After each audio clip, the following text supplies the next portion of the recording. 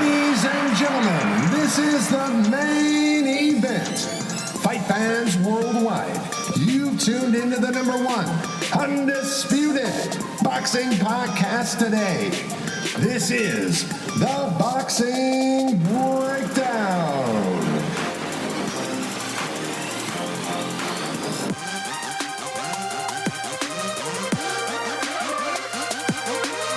Now, your heavy-handed, hard-hitting host, Mark Roxey.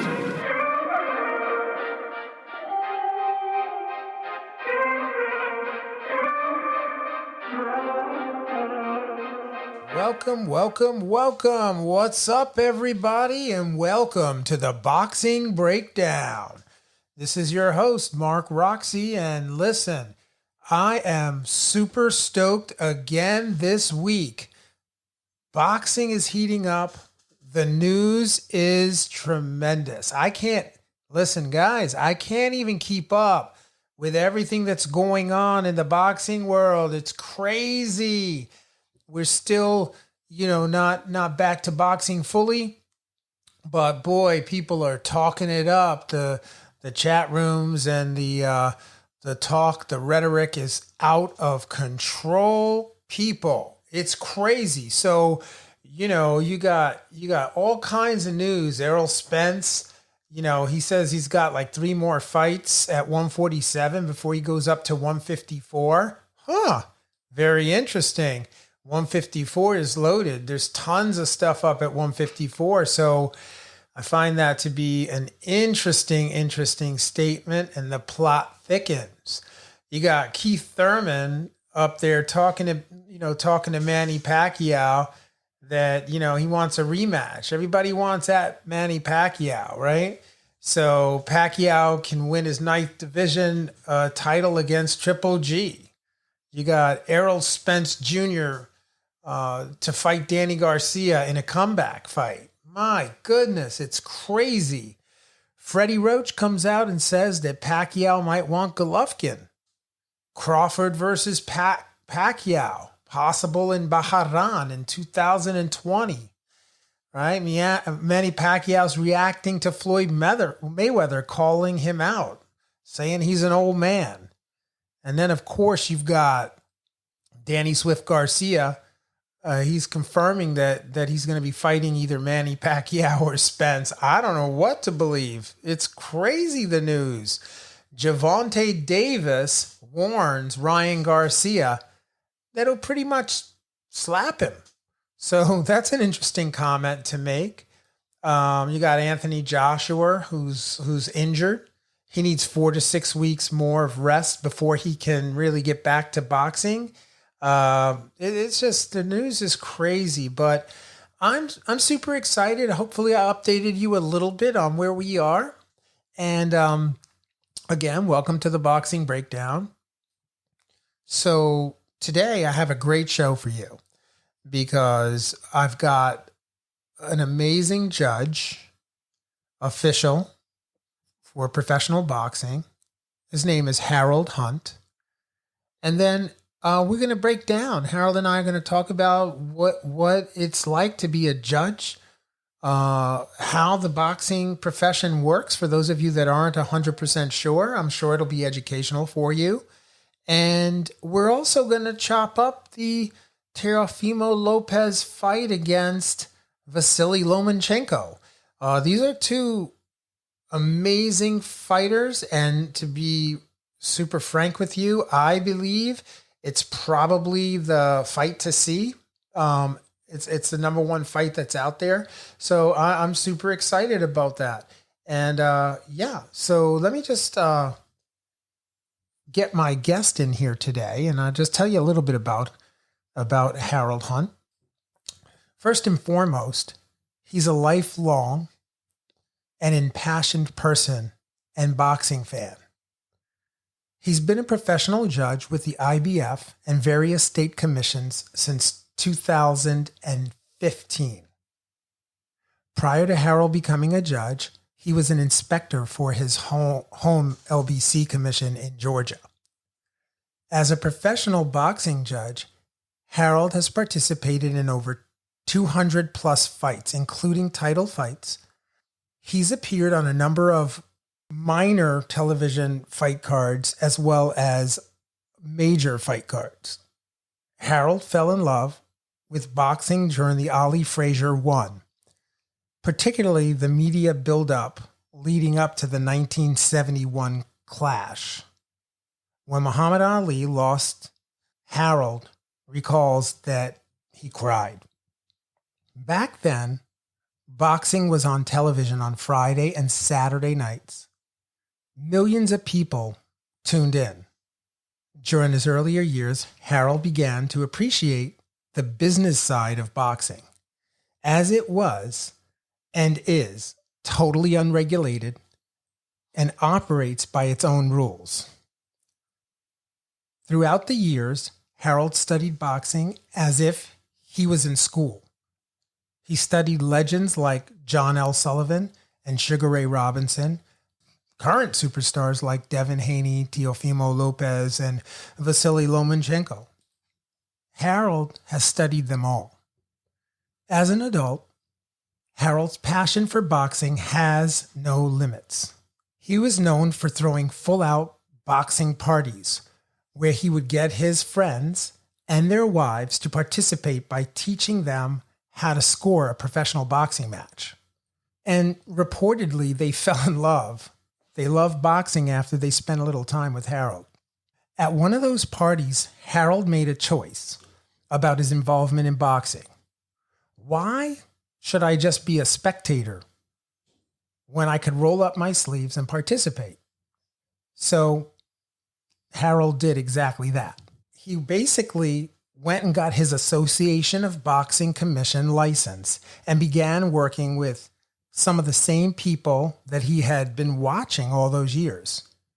Boxing to Harold is beautiful and ugly, orderly and chaotic, lawful and corrupt, forgiving and unforgiving, all at the same time. While he is responsible for accurately scoring a match as it occurs, what Harold prides himself most in is helping others to basically enjoy the magnificent sport of boxing. That's really what he wanted to say. It's my distinct privilege to have the talented, skillful, and always in-depth analyst of the sport of boxing here with me today, Mr. Harold Hunt, professional boxing judge. Welcome. What's up? What's up? What's up? Let's go. Come on in, Harold. Hey, how you doing? Hey, thank you for the intro. I was like, who is that guy? I want to talk to him. Yep, I got to make sure I do you justice, man. You are tried and true. You are an amazing person, and really, it's just my honor to have you here with us today, man. It's a pleasure, and I'm so exhilarated by the idea that you and I could talk a little bit about, your entrance into boxing and how you became a judge, and also break down the fight, break down this Teofimo Lopez Vasiley Lomenchko fight, man. That is my hands are sweaty. I cannot wait until that kicks off. Okay. So tell me, Harold, what made you fall in love with boxing? I mean, how did it happen that you, what was it about boxing that you fell in love with?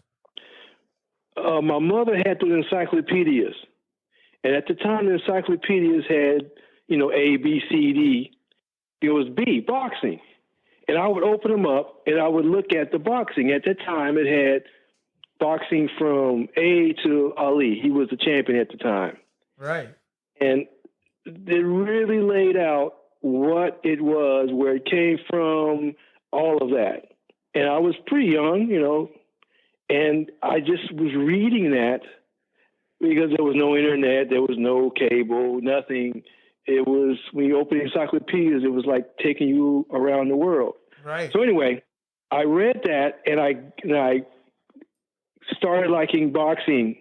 I didn't really sink in until, as you said, when the hype about the Ali fight. Now, there was no social media, but we had, the magazines in the house with Ali and Frazier on the cover, and at my church, the men at church were talking about the fight, and at my school, people were talking about the fight before it even happened, and I was just sucking it all in, and half the bus was pro Frazier, half the bus was pro Ali, and this was then. So I was just taken. Wow. Then we watched the fight. We listened to the fight on the radio in the kitchen. It wasn't the actual sound of the crowd. It was a commentator talking to another commentator who told us what was going on. We didn't hear any crowd or anything. He just relayed what he was told. So there was no crowd noise, no hollering, nothing.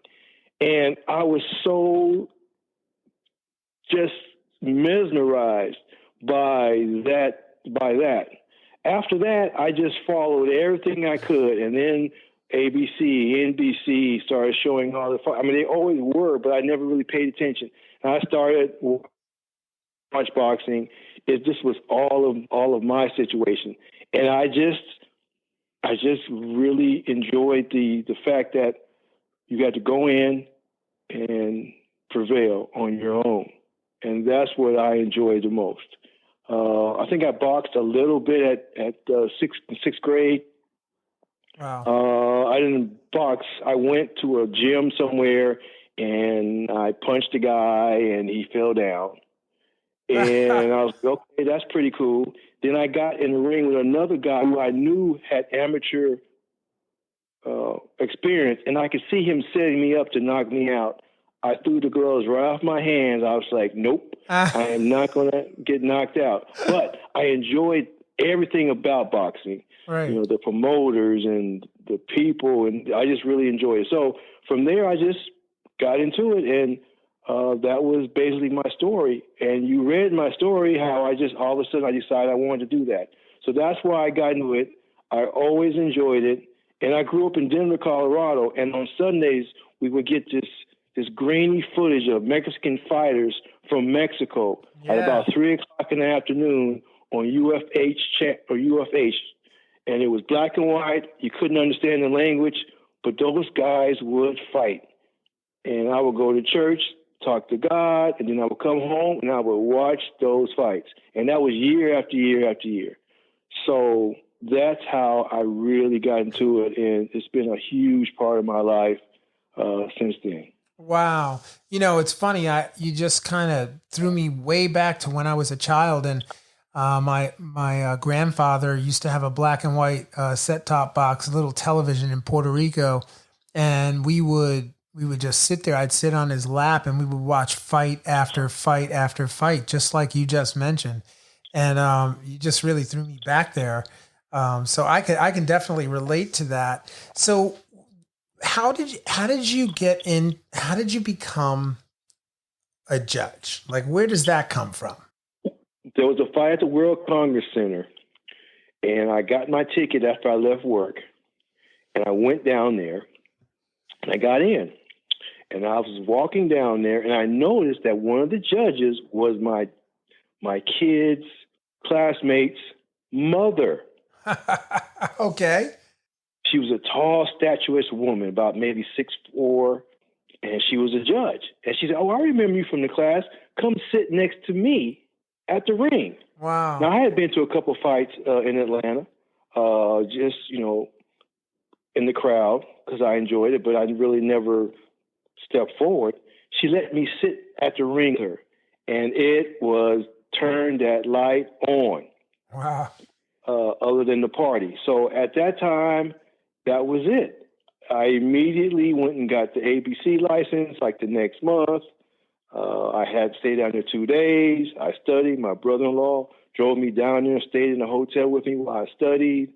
It was just surreal. And I remember in the classroom in the middle of the day, and we were talking about boxing, showing boxing on the wall, on the screen. And I was like, I cannot believe I am in during the day, we are talking and contemplating boxing, and the referee was teaching my class, so I had watched on television, and things of that nature. Was just so unbelievable to me. And at that point, I knew they would have to take me away from the ring dead. He died at the boxing ring. We're going to cart him out, take him to the morgue, but this is where we found him, because that's how much I enjoyed that sport. Wow. That's really inspiring. I mean, that is an amazing story. And, so in all the years that you've been judging, how many matches have you actually judged? Well, it's 200 plus. So wow. I would say 211, 212, somewhere in there. And I'm actually a pretty young judge. Some of those guys have been doing it a lot longer than I have. Oh yeah, sure. However, I was able to kind of do some title fights very early in my career, WBC fight and some of the prominent fights. So that was a plus for me to really get thrown out in. I was told not to go amateur, because at the time amateur was punch count, right. And that would confuse my logic.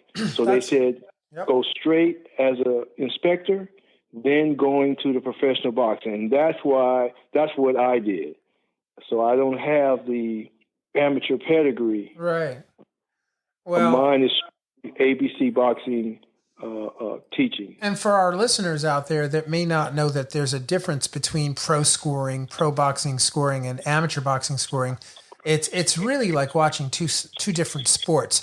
While there are many similarities between amateur boxing and pro boxing, there are some material differences between the two sports. So what Harold's talking about is really, that an amateur judge goes through a whole series of schooling and testing, and the knowledge grows as they ascend in the ranks. And the same is true as a pro judge, but the criteria for scoring is slightly different, and we're going to get into that a little bit later here down the road. But that's just incredible that you've got over 200 plus professional fights. What is the criteria for scoring? Can you just tell the listeners give a basic overview for what the criteria is for scoring professional boxing? Initially, there are a couple principles, and the main one is effective aggression. A lot of times you can be very aggressive in a fight. And if, in fact, you are aggressive, but you are not affecting your foe, it's not productive. Right. So the criteria is this: effective punches. Second is effective aggressiveness. The third is ring generalship. And the fourth is good defense. I'll go over the first one, effective punches. You want to land punches that affect your opponent, that cause him to be on the defensive. Mute his aggression. Effective aggressiveness. You want to be aggressive to be sure that as he moves in the ring, he's moving the way you want him to do due to your aggression. Mm-hmm. Ring generalship. If in fact he's hurt or he's tired, you're able to corner him, not let him escape.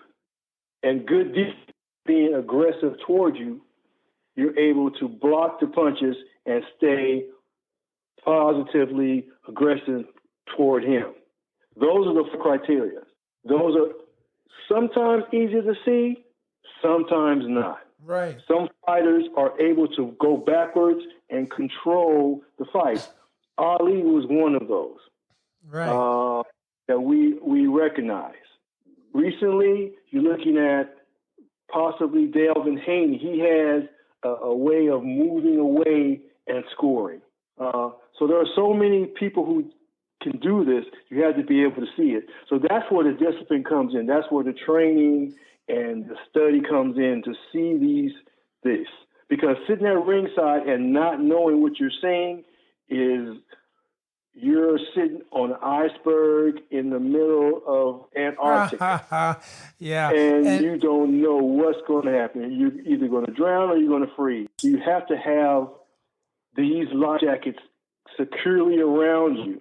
Otherwise, it's no man's land. Right. So, and you bring up a great point that I think a lot of the listeners and fans, general boxing fans that may not have a technical background or an inside view into the sport, oftentimes, when a fight is over, they go, "Oh my God, how did that fighter win that? That was not even close. What happened?" Sometimes there could be some baking, but other times, and the majority of the time, it's just not understanding truly what the criteria is, right? Yes. Another thing is each round is a fight. You have to forget the round previous.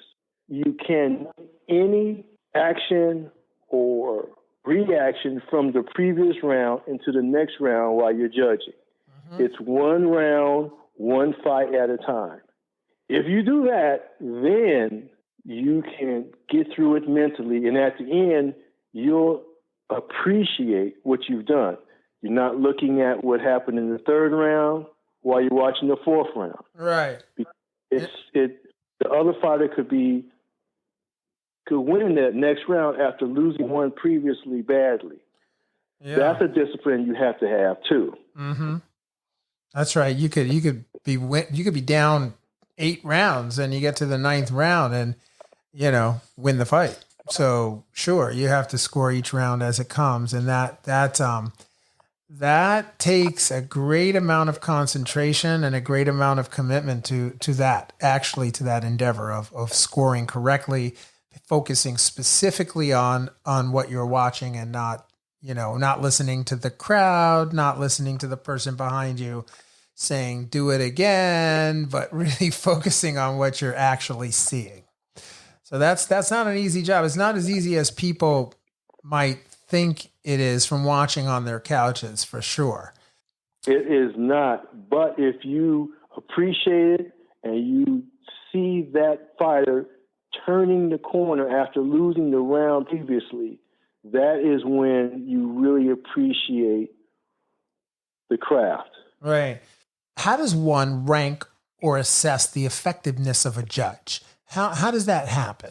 When the pro ranks, could you explain to the listeners, how is a judge ranked? Judges, in my opinion, there are 2 kinds. It's going to go exactly as they are taught, as they see what they need to get out of each round to score for the particular fighter. Another judge may be in a situation where they want to continue to have opportunities, and they may sometimes be influenced by the crowds, or they may not. So, if you're a judge and you're confident in what you do and what you see, you're going to judge it as you see it, regardless of what anyone else says.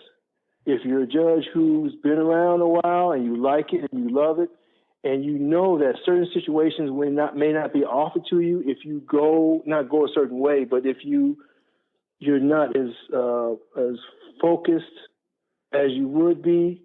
I don't mean to sound clandestine here, but certain judges will, I don't care, this is how I see it. Certain judges will, hey, this is how I see it, but obviously you can see I was influenced. I could have been influenced by the crowd noise, or you could have been influenced by a lot of things, Harold.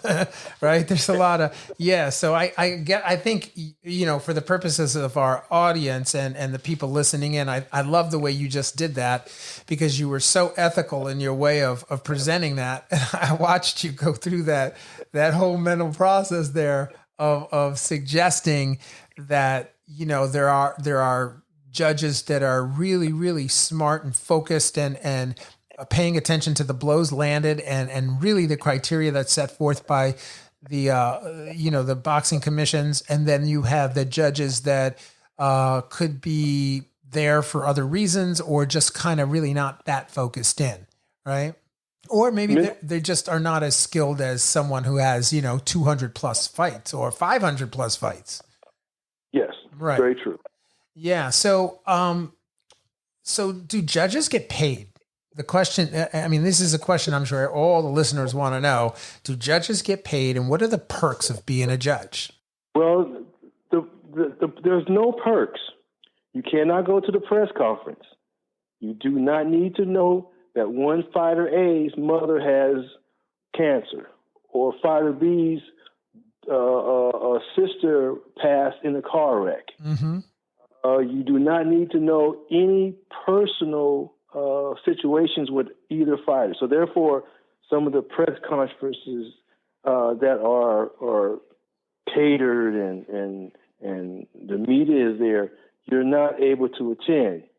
You cannot be biased or whatever. You cannot study who you are going to fight, who you are going to judge. You can't be in a situation where you're influenced by the crowd the day before or your friends about who you're going to judge or what fight's coming on. You have to be totally impartial. That is perkless. That is not a perk. A perk would be an opportunity to judge a fight, have no idea who it is, and you get it right. The right person won the fight. Of course, you're going to be taken care of somewhat. You may sometimes get a room. You may get a flight. You may get a per diem for food, or you may not. Right. You may get on your own dime. You may get your own hotel room. You just want, you will be paid to do the job, but sometimes you don't get all those things. And if you're there for that, you're not there for the actual sport. Right.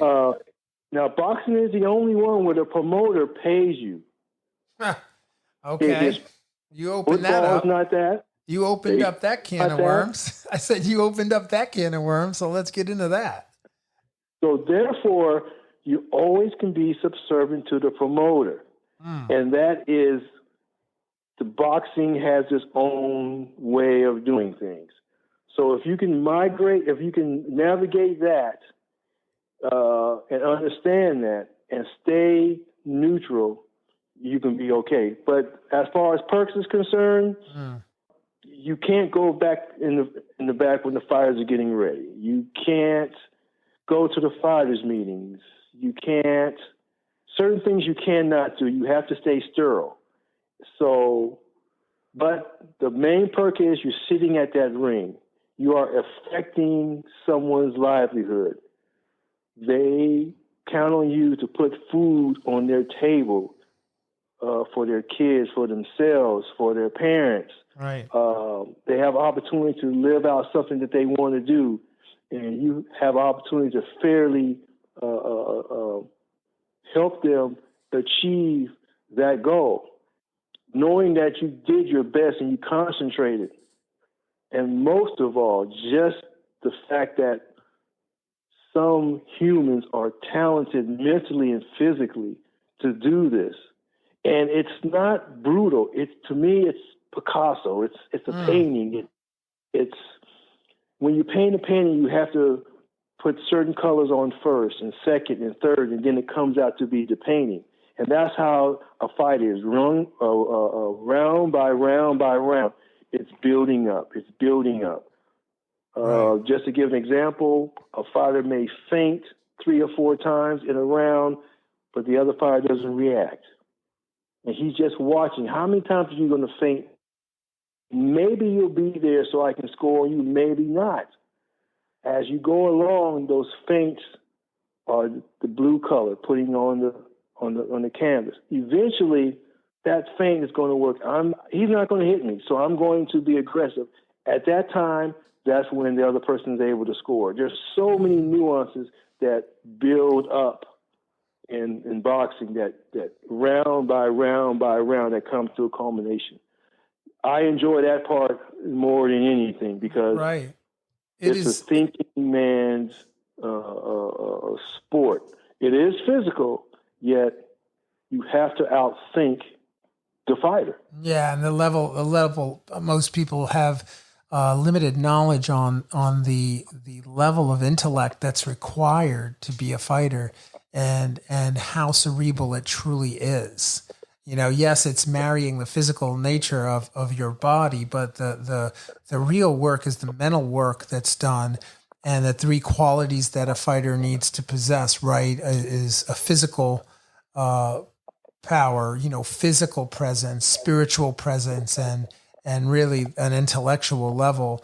And if those three pieces are in place, you're going to be in good hands there. Yes, yes. Yeah. So okay. Well, can I ask you, since this is the boxing breakdown, right?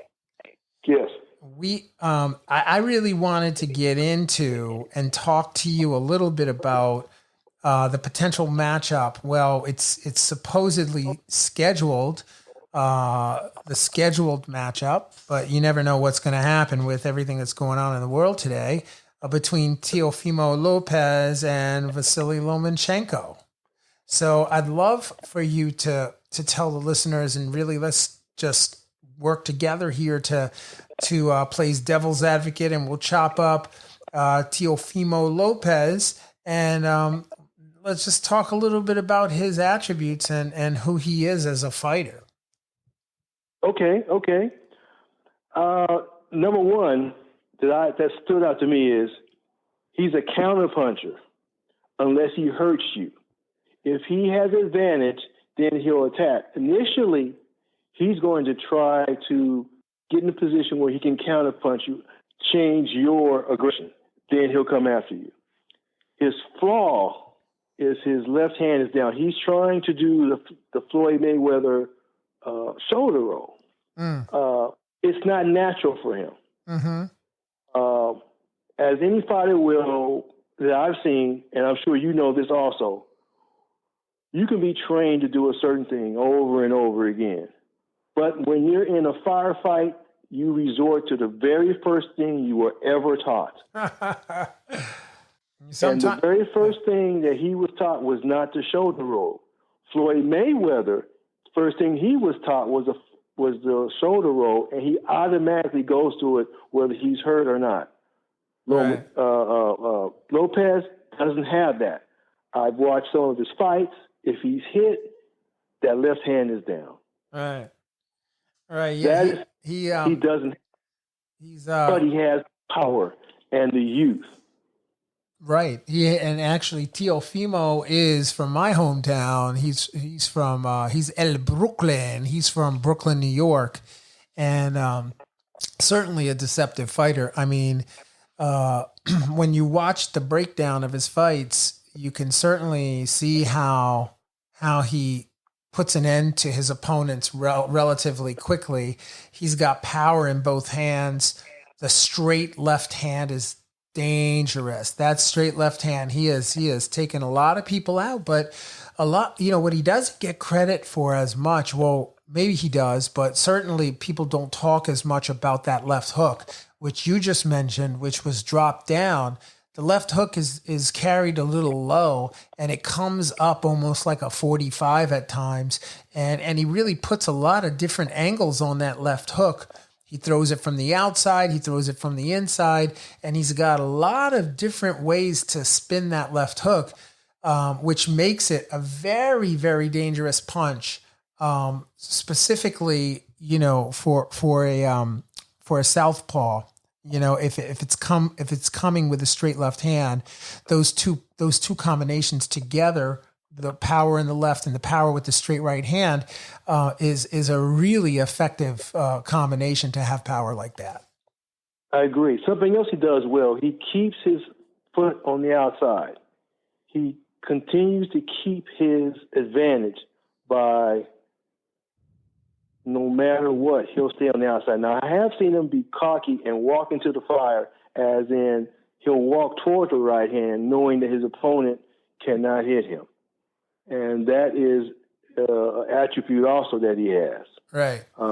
Yeah, he's certainly not afraid to trade. He trades with the best of them. He's in the, I was watching. What do you think about his ability to fight at distance? Because it seems to me that that he's most effective right at distance, like right in the place where a lot of people get knocked out, right in the middle zone there. He always, it seems like he's there.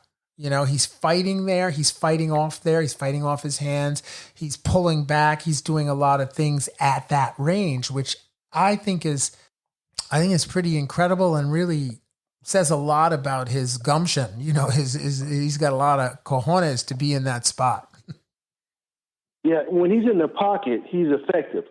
Once he gets there, I've seen him, as boxers do, in my opinion, I've seen that first exchange where you're going to hit me, I'm going to hit you, this is our first exchange.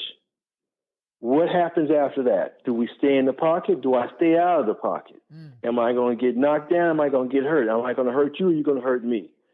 When that moment comes with Lopez, he usually comes out on top. He's the one that hurts them during that exchange. Right. He'll take a punch, but he'll throw that punch. Once the pocket is established between the two fighters, he usually comes out on top of that. Yeah. Because of that, he's this great counter puncher. He's looking for that. I'll take that punch, but can you take mine? That's a great point. And you saw that in his fight, the fight that he had in December at Madison Square Garden against Richard Comey. He did exactly what you're talking about, which is, he stayed right at distance. Comey, dropped in a couple of times, kind of jumped in. I think he did it like 2, 3, maybe even 4 times. He dropped into the pocket and Teofimo was watching. You could see him. He saw the shot. He saw it. And I think he'd have to speak to what he saw specifically. But the way that I saw it from from what I was looking at was he just allowed him to do that several times and then eventually just landed that straight right hand. Right when he made the mistake.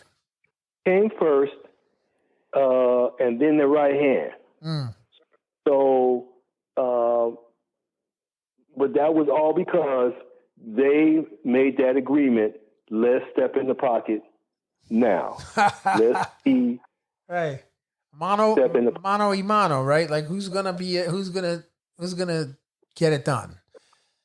I've had fighters tell me they know if they're going to win or lose upon that moment. Yeah. Yeah, it makes sense because when you feel somebody's power, you trade and you exchange and you get the worst of the exchange. It does change your fight plan. So your coach is saying do this and you're like, I was just there. I'm not 100% sure that's the right move. So you could see that. A lot of his fighters that Teo faces, don't get to spend too much time in the ring with him. Now, the Japanese fighter he fought, who took him the distance, who had the length and the height on him, he was able to withstand that, and he landed more punches in the fight than Lopez did. However, Lopez was more effective, but that was the time where he was in the pocket, landing the punches he wanted to land, and they were somewhat ineffective. Right. At that point, I realized that Lopez had to do something else to be successful, and he was able to do that. Right. The Japanese fighter had a great jab, good right hand, but he was just too relentless, left too many holes, and Lopez was able to score. As a judge in that fight, he couldn't be overwhelmed by the frequency of the Japanese blows. Right. He threw a lot of punches, but he lost the rounds because he was not effective, even though he was aggressive and he was throwing a lot of punches, a la Mayweather and Oscar De La Hoya. Right. Looked like Oscar was winning. He was not. A lot of punches. He was being scored on by Floyd, and Floyd was able to win some of those rounds. So I like the way Lopez had to adjust in that fight. Right. And you're talking, the Japanese fighter that you're speaking of is Masayoshi. Let me see. Masayoshi Nakatani, right? That's who you're talking. It's hard for me to say that name, but that's who you're talking about, right? Yes. Yeah. Okay. Just wanted to make sure for the listeners out there, he's talking about Masayoshi Nakatani. There it is. Nakatani. Yeah. So,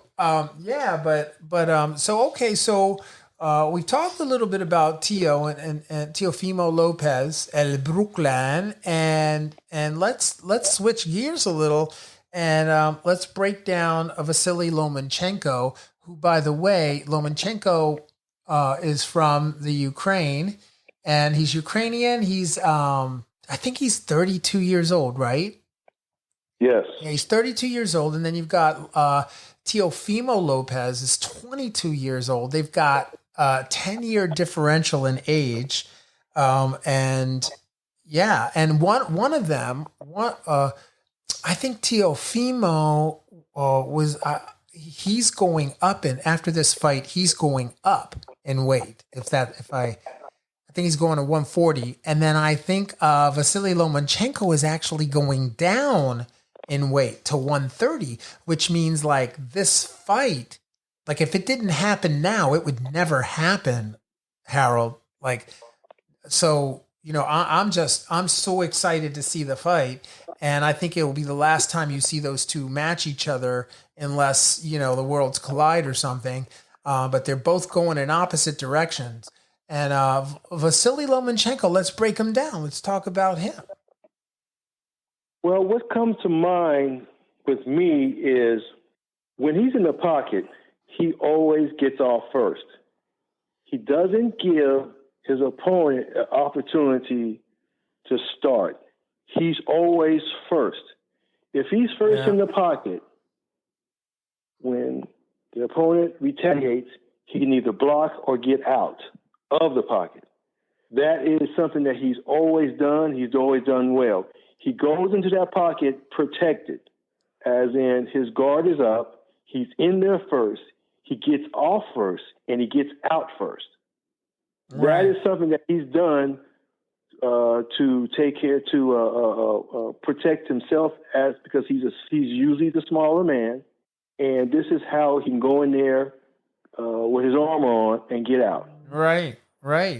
And just to just stop you there for a second, just to reiterate that Teofimo Lopez, his record, I think at the present moment is like 15-0 with 12 KOs, right? So he's got like an 80% KO ratio, and he's ranked number 2 in the world. And Vasiley Lomenchko is 14-1, one loss with 10 KOs, and he's ranked number 1 in the world. And I think that says a lot. You got number 1 and number 2 at that weight division coming head to head. So I just wanted to point that out for the listeners so they know what we're talking about, apples to apples here. And his only loss, the only loss that Vasiley Lomenchko has had is against Orlando Salido. And that was back in 2014. That's his only loss, and that was at 125. Yes, and there was a reason for that loss. It was very clear. Lomenchko had just come from the amateurs, and in amateurs, the referees are a lot more active. In amateurs, there's certain things you cannot do: the mauling, the elbows across the face, the back pushes, the pelvis turns, the elbows to the side. Certain things you can't do in the amateurs. Right. When he fought Solis had all these pro tricks in his bag. He knew exactly how to administer these things. As a pro, you learn how to avoid those things. Lomenchko had no idea how to move and get away and not let those things happen to him. Right. Solis was able to be on a certain side of the referee. The referee didn't see some of these things, and Lomenchko did not know how to handle that pro type of style at the time. That loss was strictly a situation where he did not know how pros fought. Right. Yeah, and actually at the time, Salido probably had 40 or 50 fights at the time. So he's coming in. I mean, he's stepping up to fight a seasoned veteran at the time. That is a long. I won't hang on him. Yeah. I don't hang. Alvarez has lost to Mayweather on him either. Right. That was an incredible learning experience for Canelo at that time, as young as he was in his career, to be able to face Floyd Mayweather. That really speaks a lot to his experience level at this point in his careir. That fight, and that particular fight. Loma learned a lot from that loss. Right. Yeah. Oh, yeah. Significant. So, let's talk about the comparison between the two. Let's break down Vasiley Lomenchko against Teofimo Lopez when they meet. How do you think that's going to go? My first thought is how Lomenchko mutes your offense. When you're charging him or being aggressive, he has this solar plex punch, where he'll punch you directly in the solar plex, right in the middle of your stomach. Oh, That's you from being aggressive. Now, Lopez has a tendency to come in hard. He's going to come. If he thinks he hurts you, he's coming. Oh, yeah. And he's going to throw that looping right hand, that left hand that you spoke of earlier. Loma has a way of muting that by stopping you in your tracks with that punch. I've seen him do it countless times when he's being attacked. That is something that I see is going to be really monumental. When Lopez attacks, will he be able to sustain it, or will he be muted? And that's what I see here. Interesting. Do you think that Teofimo's counterpunching ability and his timing, along with his sheer punch power in both hands, is going to play a role in that when that happens? I see Lomenchko, he covers up so well. Naturally, his hands are always up. Whenever he throws a punch, his hands come back to the position. Whenever he turns, his hands come back to the position. You're not going to catch him with an overhand right. You're not going to catch him with a wild looping left. You're not going to catch him with something straight down the pike because you step over to the left or the right. He just has, at this point in his career, his defense is very well situated where he naturally does things. Lopez comes with all of that. When Lopez had Kamaji on the ropes and he was on his way to knock him out, he didn't land anything, just one punch. But he was landing so many punches, the referee was forced to come in. But the punches were all on the gloves. Kamaji had his hands up. There was no clean punches on his head at all, just one after he retreated to the ropes. Lomenchko will block all of that, and he'll be able to retaliate if that happens. Right. So I was looking for Lopez to go to the body to bring his hands down. He did not. I was looking for him to do uppercut. He did not. He simply swarmed him in that manner. You can't do that with a fighter who has the pedigree of Lomenchko. Right. And well, I mean, and on the flip side, just playing devil's advocate here, you got Teofimo, who does damage when he lands shots. I mean, serious damage on every punch. It's bad intentions everywhere. And if you go back and you look at Lomenchko's fights and you see the fight, like, for example, he fought Pedraza, he fought Campbell and Linares, and in all those fights, man, they were tough fights. And I'm just wondering, I'm just wondering if Teofimo cracks Lomenchko for say 8 rounds, 10 rounds, what's his face going to look like? What's he going to look like at the end of that? If he can land clean punches, yes, he can take him out. Yeah. I think his power is pulverizing. I really think that if he can land something, however, as you know, from all your training and what you've done, if you land a punch early, you'll look for that punch the whole fight. Good point there, hon. That's a good point, Harold. And it throws you off your game plan. It throws you off of what you need to do, and the advantage is to that fighter. Lopez being young and headstrong and not versed in boxing, in my opinion, in this situation, if he lands anything early, he's going to be hunting, and he can easily lose on points because of that. Right.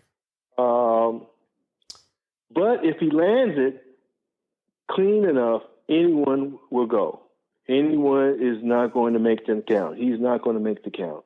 Right. So right now, I just see Lopez has a great opportunity. I think it's more than a puncher's chance. If in fact he doesn't get an opportunity to, utilize the puncher's chance, right, he may have a little difficult winning the fight against Lomenchko. And that's a good point that you bring up there, because if you go back and you actually look at Lomenchko's, go look at his highlight reels or just go take a look at what he's done in his career, you see guys like, Nicholas Walters, you see great fighters that he's faced. I mean, I could just go down the list of all the great fighters that Loma has fought. And, they call him the Matrix. I think that's high tech, the Matrix, whatever. He's got a couple of names here, but I mean, he fought. Look at his resume: Orlando Salido, Gary Russell Jr. Roman Martinez, Nicholas Walters, Jason Sosa, Guillermo Rigondeaux, Jorge Linares, Jose Pedraza. He's fought the likes of some really talented fighters. The Gary Russell fight was cerebral. And Gary Russell could not do anything with that style at all. He was always on his back foot, and that is so uncharacteristic of Gary Russell Jr. Yeah, you look at that fight, and he looks like he's being hit by a ghost.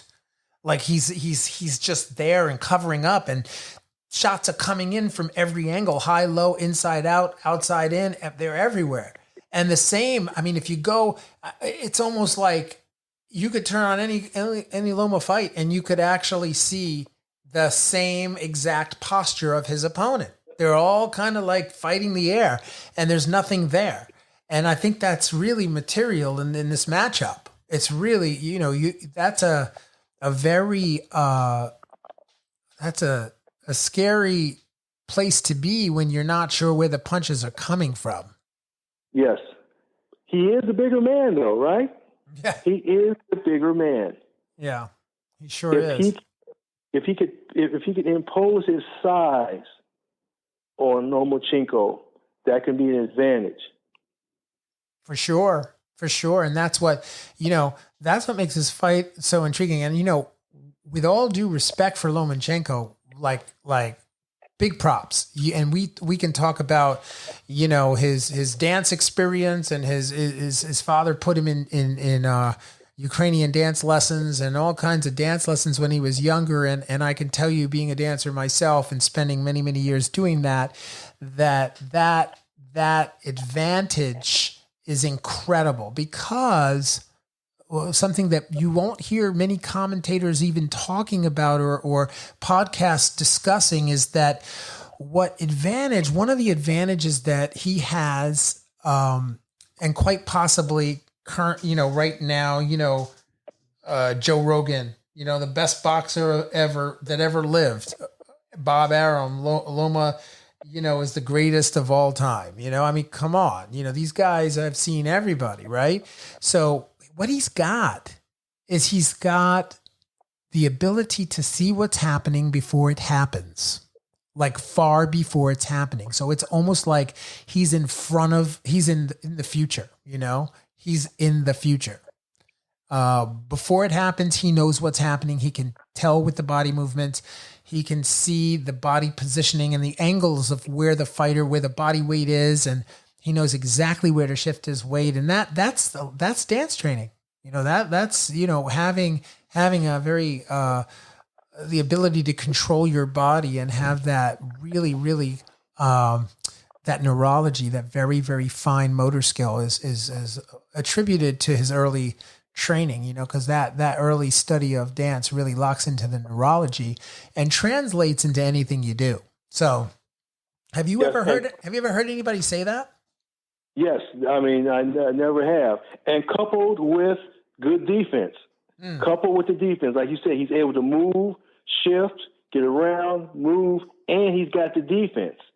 So he's going to get out of the way with his legs and his movement, and he will be protected as he's doing so.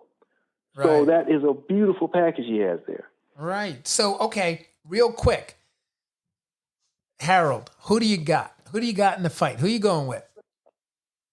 Well, obviously my commentary here has been kind of biased only because I see Lopez has a few holes that Lomenchko may be able to exploit. Okay. So I'm liking Lomenchko on points. I don't think he has the power to knock him out, but I believe he'll win on points, and we'll see 3 or 4 rounds of frustration from Mr. Lopez, as in he won't be able to hit him. He's going to try to bully him. There may be some fouls going on, a lot of breaking up of the fighters, because Lopez is not going to be able to find him after maybe 5 or 6 rounds. So I'm going with Lomenchko on points. Got it. I got that. And I'd be interested to hear, from the listeners, who they think, is going to win that fight. But I'll tell you what, they haven't decided. I don't believe at the time of this recording, they've actually decided whether the fight is going to be shown on ESPN or whether it's a pay-per-view or not. I don't think they've made that decision yet. And I think they're hoping that they're going to have a crowd for the fight, that if they postpone, the fight is scheduled for September, by the way, folks. And if they're going to have the fight in September, is there going to be a crowd? Is there not going to be a crowd? How many spectators will be in the room? That's yet to be determined, but the fight is going down and it is exciting. And I wish these two men, and both of them are outstanding people. And, I just wish them all the luck and success in their endeavor and the competition that's in front of them, because it's going to be a fight to watch for sure. And Harold, I just wanted to thank you so much for being on the Boxing Breakdown today and being with me and spending your time on this beautiful day to kind of just chop up some boxing. And it has been a pleasure for me to be with you, man. Thank you. Thank you so much.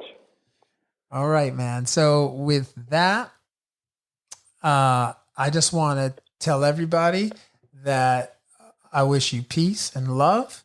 And until the next time on the Boxing Breakdown, take care and be well. Fight fans, join host Mark Roxey and special guests as they break down all aspects of the boxing world, including news, business, management, training, promotions, fan reactions, upcoming events, matchups, future boxing stars, title fights, state of the boxing world, and all the stuff you don't see when you watch boxing. This podcast is released each week on Thursday at 8 p.m. Eastern Standard Time. Live streamed on YouTube, Instagram, and Facebook Live. It's the Boxing Breakdown, hosted by Mark Roxey.